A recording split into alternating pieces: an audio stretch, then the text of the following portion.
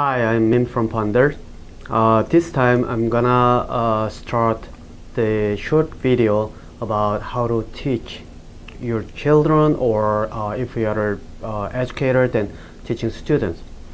But most likely I'm gonna focus on teaching children, so that but basics are all applicable for the all other areas. Now, one thing that I'd like to ask before I start is that would be your goal for in terms of for your children to be grown up? Basically, what I'm asking is that what would you like for your children to get education for? If the answer is I wanna teach my child to be go to the school and graduate and get a job that they want and live life as is, something like that, then probably this is not suitable for you.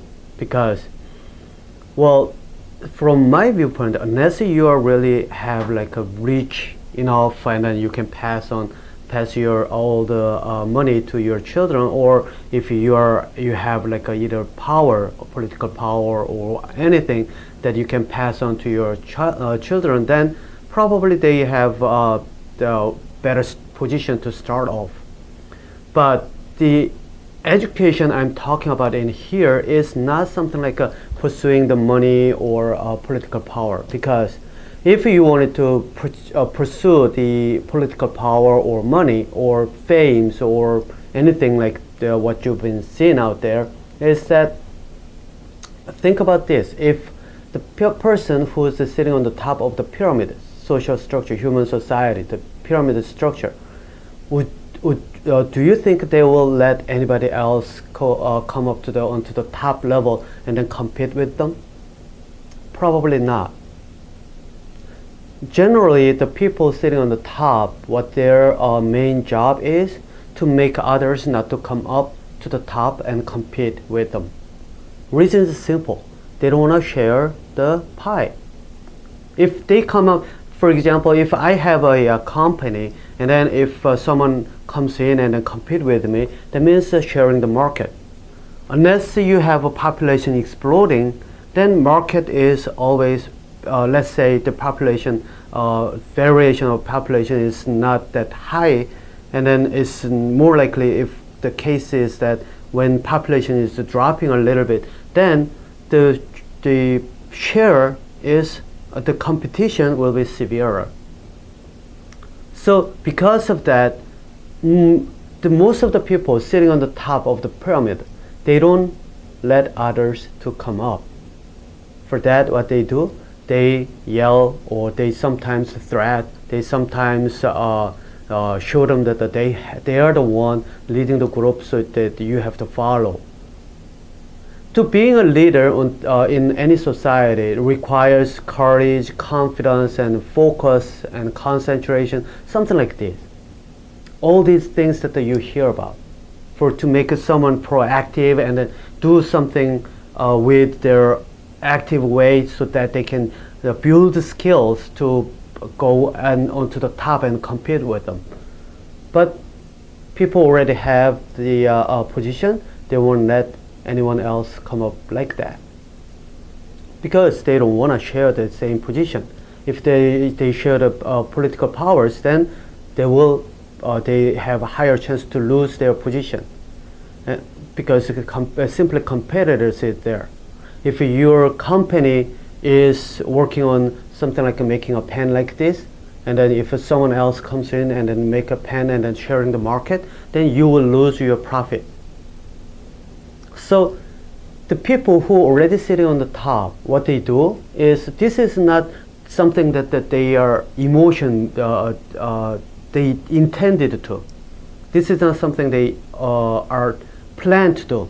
This is behavior that came built in throughout the evolution. Because evolution is that the process of the evolution is to eliminating the competitors and then survive through and make onto the top.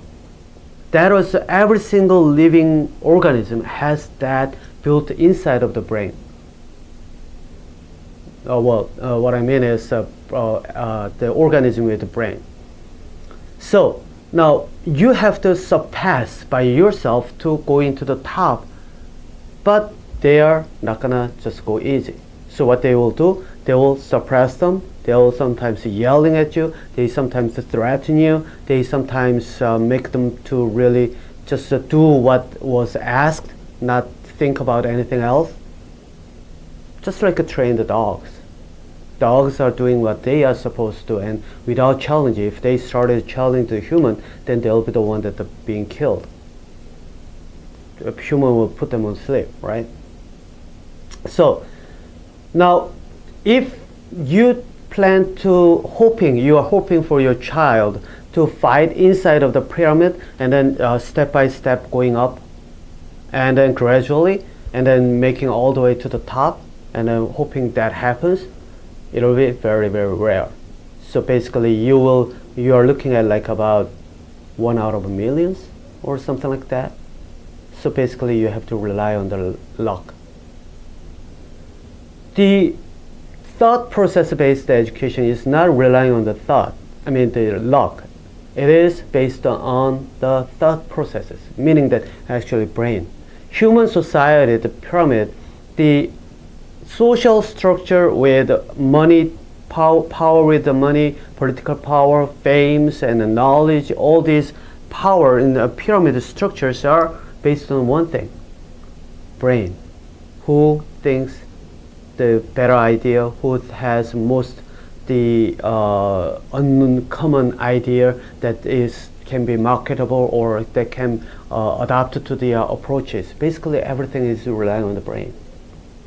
And this education that I'm talking about, and I'm sharing on this with either forms of the lectures and the short videos and writings, these are all to develop the thought processes. That means that, let's say there are many pyramids of political power, and then economical power, fame, knowledge. All these structures, if you develop your brain, then what means that there's another big structure, pyramid structure, that covering entire this society, little pyramids inside.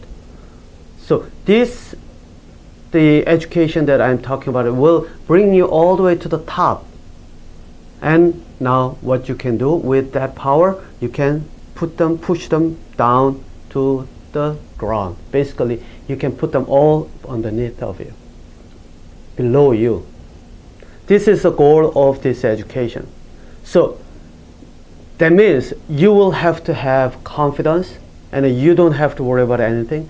And then now you have to think about how you can grow your child to be sitting on where in the future.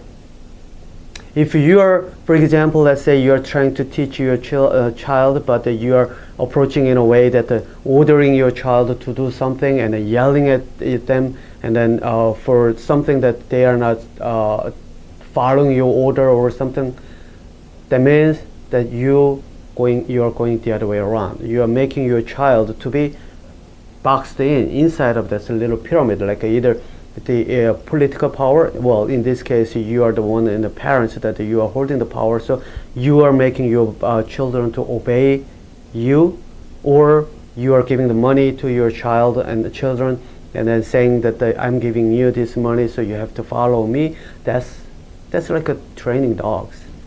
Dogs are, when they are followed the trainers, the order, they were given some of the rewards.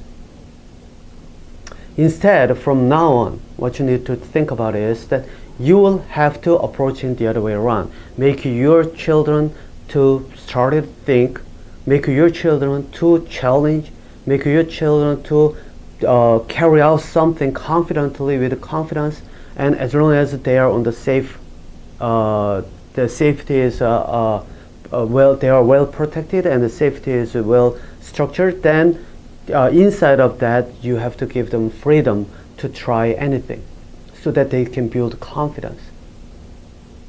Okay. But sometimes, because children, when they are growing up, they try to do something out of the boundaries and try to do some unexpected things. There's some way that sometimes you have to force them to stop these things, because if they are illegally doing something, then they are going to be in trouble with the law. So sometimes yes, you have to force them. Sometimes yes, you have to make them to realize that there's something that they shouldn't do. But in the most of the case, without as long as that your children are safe and then not outside of the legal bound, then you have to look at these two different situations, and then you have to develop the ways to approach. The best way would be the following: try to develop yourself with the thought processes, with the lectures that I provide, but that doesn't provide like a good enough, like a real life kind of like a situation handling kind of tips. So with this short video, I'm gonna provide some tips how to approach with your children. Sometimes if it is safety related, you have to be very strong. And then sometimes if it is not, then if your children that actually try to develop the thought processes, then you need to let them compete with you so that they can develop the logic. So you can think of it this way. And then one of the way is describing and questioning. For example, the reason is simple. Let's say you described something that with your logic, and then your child asks questions. That's challenge. And if you make them to not to challenge yourself, not to challenge to you, then you will be you are making them to obey, and then you are making them just to train like dogs. So what you need to do is you need to take their questions and follow their logics, and then make the connection and bring the connection back to your logic. Then your children will take an interior structure of your logic built in, transfer to their brain, so that they can start from your logic and develop further. This is how it works. So now think about questioning and descriptions, how to detail the description. This is one of the keys. For that, you need observation. You need to develop the observation skills as well. Okay. For that part, you have to. For those details, you have to see that the lectures. But with these short video lectures, that you can find some tips how to approach your children in real life. Some real cases that I'm gonna talk about in the future. Okay, so that's it for now. I'll come back with some new stories later.